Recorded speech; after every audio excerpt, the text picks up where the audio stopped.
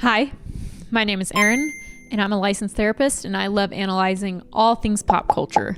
Welcome back to my living room. If you've watched my old videos, you probably have noticed this is a different location. Well, ironically, it's not. We're still in my living room. We're just next to my couch in front of my bookshelf and gallery wall, which I thought would be a nice setting for this video. So we're changing it up a bit just to see how it feels.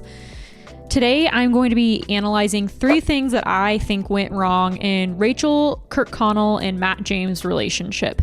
For context, Rachel Kirkconnell and Matt James just both broke up. It's been huge news. And most recently, Rachel Kirkconnell went on Alex Cooper's Call Her Daddy podcast to reveal about the breakup and talk more about it in depth. So I listened to that podcast, and I have pointed out 3 psychological concepts, I guess you could say, of things that I think went wrong in their relationship. If you don't know who they are, they were a bachelor couple. I am very big into Bachelor Nation. I've watched almost every single season, but Matt James's season was pretty infamous for a few different reasons, but Rachel Kirkconnell ended up being the final person. He did not propose to her, which is pretty unusual in the show. That's why I can't propose to you today. And instead offered her to continue their relationship outside of the reality TV show, which is honestly fair, because if you want any shot at having an authentic relationship outside of that, then you probably need more time to get to know each other. And she even speaks to that in the podcast. So that's who they are. If you don't know, if you want full context, just go listen to the podcast, but I don't need to go into that because I don't want this to be a 45-minute video. So without further ado, here's all the things that I think went wrong. 1, attachment styles. There's some pretty strong evidence throughout the podcast that Matt James potentially has an avoidant attachment style, and Rachel most likely has an anxious attachment style. But what does this even mean? What is an attachment style? Attachment styles are the ways that we relate to one another. So they're unconscious lenses that we use in order to protect ourselves in relationships. And it kind of guides the way that we interact with significant others or friends, etc. Attachment styles are said to stem from birth and are reflective of the ways that our caregivers attended to us in our needs or didn't attend to us in our emotional needs. There are 4 different types of attachment styles, and I think this graph from Simple Psychology does a really good job of explaining them. Basically, there's 4. So there's secure, anxious, avoidant, and fearful has also been known as a disorganized attachment. Secure is exactly what it sounds like. You feel secure in your relationship. You don't have to seek constant reassurance. You have an ability to express your emotions in a healthy way, and it makes for a really functional relationship. You have a high trust of others and a high self-esteem. Fearful is often the result of an abusive home or upbringing. Fearful has this very push and pull type mentality to it, where the individual wants to be close but is too scared to get close. So there's this very back and forth mentality to it. They have low self-esteem and low trust of others. Now we get into anxious, which I think Rachel could represent. Throughout the interview, she speaks of being insecure in her relationship. I just was really insecure the first year of our relationship. He was like the star, and I was just, his little like groupie or something. I'm just, some girl. He could get anyone. He could have anyone. Like, why is he with me? A telltale sign of anxious attachment is the need for reassurance and the fear of abandonment.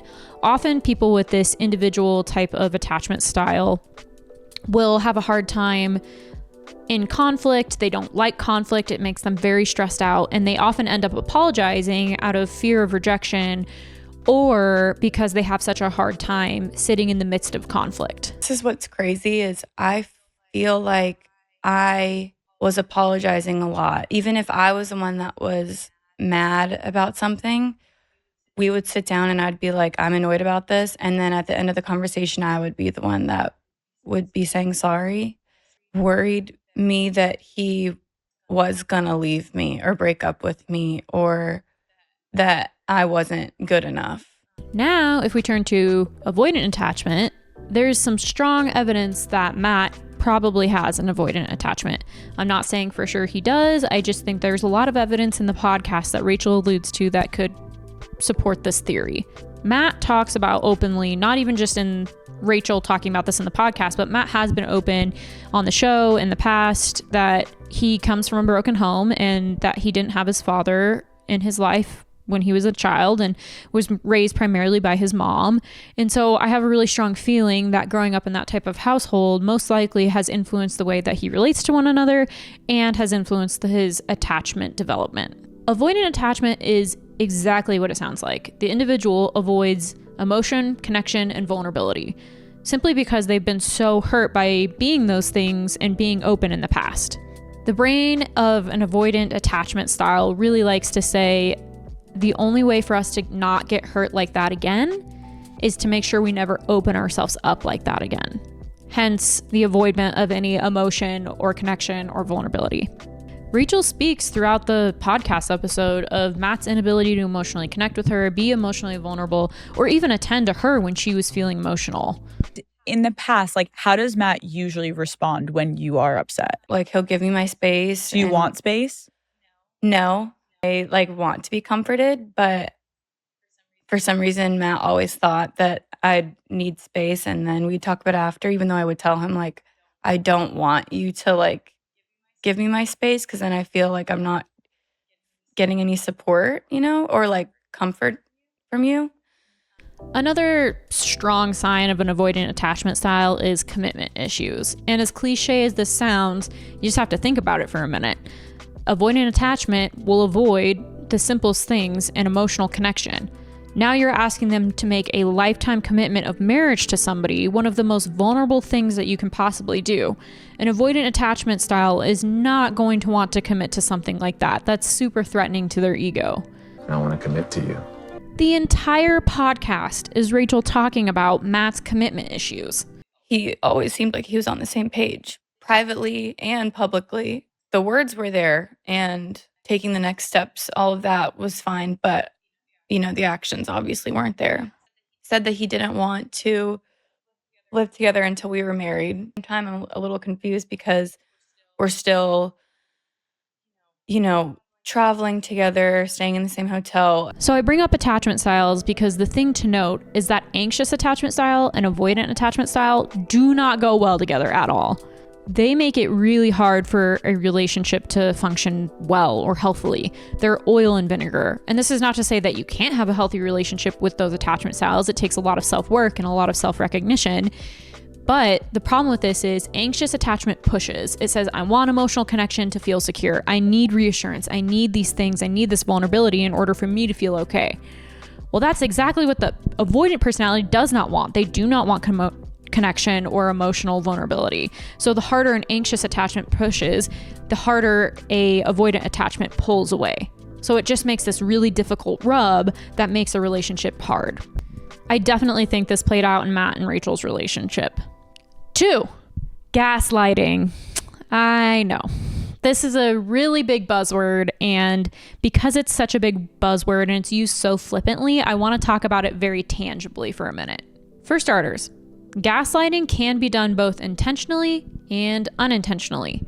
We do a lot of wacko things as individuals, both consciously and subconsciously, to protect our ego from being threatened. Gaslighting is essentially manipulating somebody else's reality to preserve your own, whether that be conscious or unconscious. And really, at the core of it all, it's to prevent ourselves from feeling bad.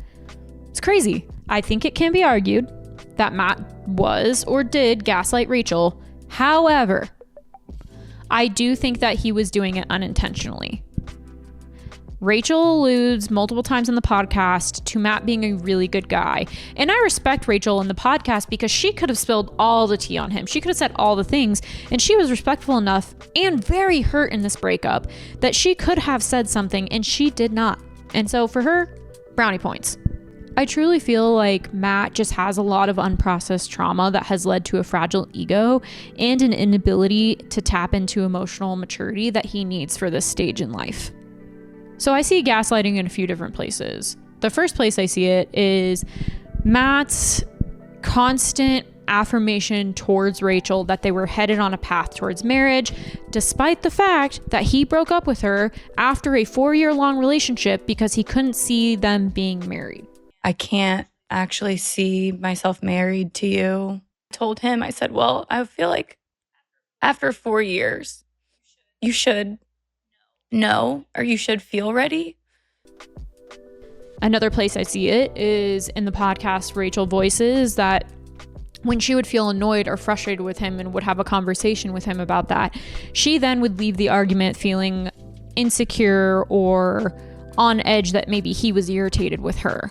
I went into the conversation irritated with him, and then I leave the conversation like hoping that he's not irritated with me and that I'm sorry and I want him to not be mad at me. And what this says to me is that Matt was probably denying her reality and her feelings in order to preserve his own ego so that he didn't have to admit he did something wrong. Again, unconscious, but not healthy. The last place I see it, and this one needs a little bit of context, is when Rachel and Matt are in Japan. Rachel is trying very, very hard to find a restaurant for Matt because part of his influencing is reviewing restaurants. They had a restaurant, it was closed, and so Rachel got into this really big panic. She couldn't find a place. She felt a lot of pressure to do so because this is Matt's livelihood. So she was having a lot of internal pressure, and she notes that Matt wasn't putting pressure on her. It was a lot of her own desire to appease him and find a really good restaurant while they were in Japan because there's only so much time you have. So she gets really emotional because they find a place and it's not good. And then she was already exhausted from traveling and she had started her period that night. So she was just feeling like very emotionally overwhelmed and having a really hard time. Matt asks her, why are you feeling so emotional about everything? And she kind of goes into it. He basically denies that she should be feeling that way, trying to convince her that she's overreacting and that her feelings aren't valid about all of these things. It wasn't a very compassionate or empathic take. Like tired, cranky, emotional, on my period, feeling terrible, overwhelmed with looking for a dinner spot for like an hour. 2 tears, 1, 2, we're done. Didn't, allow myself to get upset after that. Just tried to calm down. Mad at me? And he was like, I'm just so confused, like why you were so upset. Like, what was that? And he just was trying to tell me like, it's not that serious. Like, it's not that big of a deal. Get emotional about little things like this, like what is going to happen in life when something really terrible happens. I felt like I was being punished for crying. It was just so weird. Again, I don't think it was intentional. I just think it's Matt's inability to process his own fragile ego, which really sucks because it resulted in a breakup and a loss of time for Rachel where she could have been with somebody else who for sure knew that they wanted to get married. And my personal opinion, this is just my opinion, not even as a therapist, but just my personal opinion. I don't think Matt ever really knew if he wanted to get married or not. And I don't think it was Rachel. I think Rachel's fine. And I think she keeps, in the podcast, she keeps going, what's wrong with me? What's wrong with me? Nothing's wrong with Rachel. I really think, obviously it takes two to tango. I know there's some things that they both can work on, but I really, at the end of the day, I think it's Matt. 3, defense mechanisms. These are normal. Everyone does them every single day of their life. One common example of a defense mechanism is denial. Everybody knows somebody who's been in denial, or maybe you're in denial about something. That's a really common one. What's really interesting is defense mechanisms were created by Anna Freud, as in Freud, the father of psychology's daughter. She created all these defense mechanisms and they withstood the test of time because they still ring true today. All defense mechanisms do is protect the ego from something negative, like a bad feeling about yourself, or something larger, like a breakup. One prominent one that was displayed is projection. And there's a lot of other defense mechanisms I could point to, but I want to focus on projection for a minute. I think that Rachel alludes to Matt projecting throughout their relationship. Projection is essentially putting your own negative internal feelings or feelings that are unacceptable to you onto another person. Matt projects that Rachel never apologizes or takes accountability for her actions.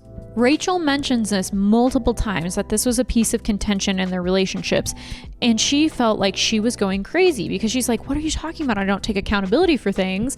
I'm always apologizing. This is what's crazy is I feel like I was apologizing a lot and I started feeling crazy. At the end of the relationship, he basically said that I have a hard time taking accountability and apologizing. And I'm sitting here, I'm like, I'm going crazy because I feel like I do say sorry a lot for things that I'm not even like sure what I'm saying sorry for, The amount of times this came up really tells me that Matt just did not have the emotional capacity or the self-awareness to most likely reflect that it's probably him that feels that way, that he feels like he can't ever apologize or take accountability because it means something damaging to his own ego, like he was wrong or that he's bad, or insert some other negative self-belief.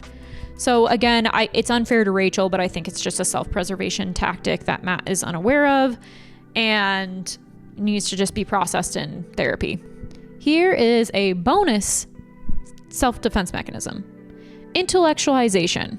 So according to Very Well Mind, intellectualization works to reduce anxiety by thinking about things in a cold or clinical way.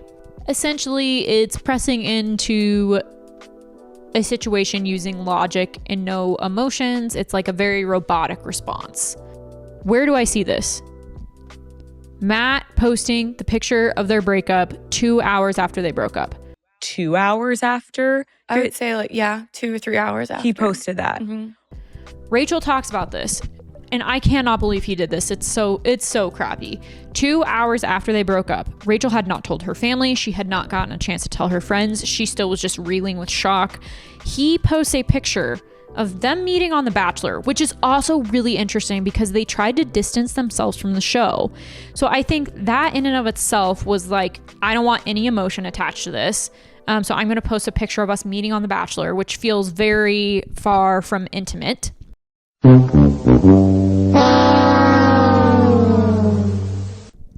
Because that's definitely not what I think they would use to define their relationship. So that alone, Matt posting that 2 hours after they broke up, tells me that he was so uncomfortable with the feelings that the breakup brought on, including anxiety, that he felt the need to fix it. I'm guessing that in his mind, posting about the relationship made it feel official and done. If it's done, I don't have to process it. I don't have to let the grief in. I don't have to do any of the hard work or let myself be emotionally vulnerable in this moment.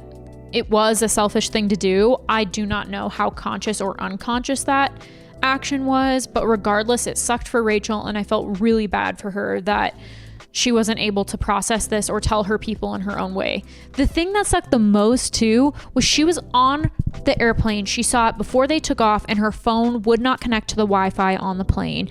So for like 14 hours while she's flying back from Japan, she's just stuck thinking about this photo on Instagram that was posted while everyone's trying to reach out to her. What's going on? Are you okay? And she cannot respond.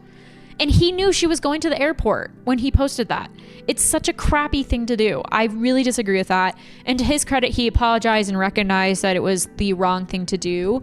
But I still think it was a move made out of complete intellectualization and self-defense. I'm not here to shame Matt or Rachel. Everyone has stuff they can work on in relationships and on themselves. I'm just here as a therapist to point out where I think things went wrong. There's so many other things that I could point to, but I'll save those for another video. Thanks for joining. If you liked this video, go check out my channel. You'll love all my other pop culture analyzations. Any support from you guys is super appreciated. A comment, a sub, a like, whatever it is. I'm super grateful, and I can't wait to keep growing my channel. So thanks for coming along, and I will see you all soon.